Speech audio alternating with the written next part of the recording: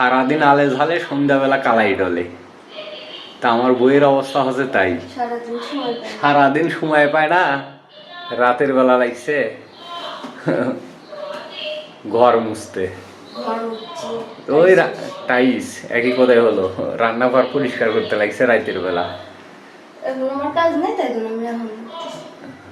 গরমের মধ্যে এখন করতে ভালো লাগছে না।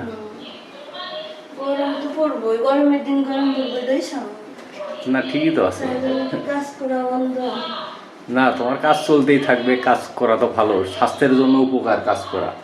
যত বেশি কাজ করবে তত বেশি স্বাস্থ্য ভালো থাকবে।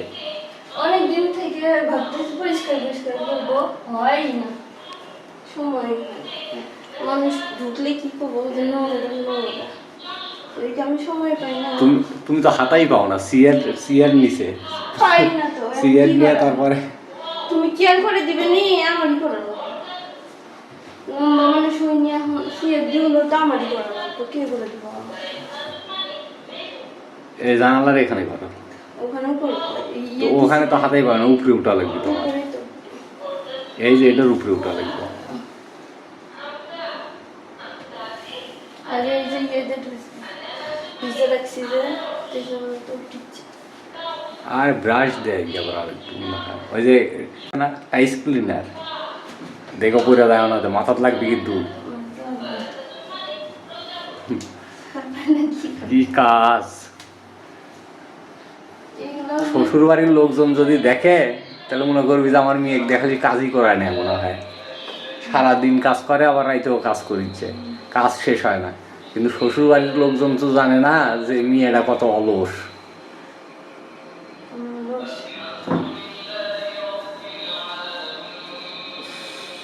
রেস্ট নাও, রেস্ট পরিষ্কার করলে মানে ভালো লাগে, হ্যাঁ ঝকঝক করে তো, সুন্দর লাগছে এখন।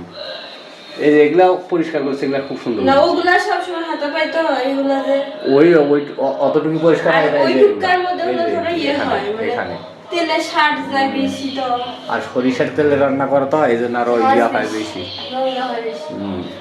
হয়ে গেছে। না অত ডোলা লাগবে না, এই যে এই পাশটা একটু বাড়বে, এই যে এইদিকে অত না করলেও চলবো। আরে মানুষের বাড়ি অত পরিষ্কার করে মানুষের বাড়িতে এত পরিষ্কার থাকি ভাড়া বেশি, যে কবো কি নোংরা নিয়ে আসিল রে, যাই এরপরে আসবো মানুষের কথা শুনবো। আমরা যখন আসছিলাম তখন ধুলাতে গা দিয়ে এই রুমের মধ্যে পরিষ্কার তো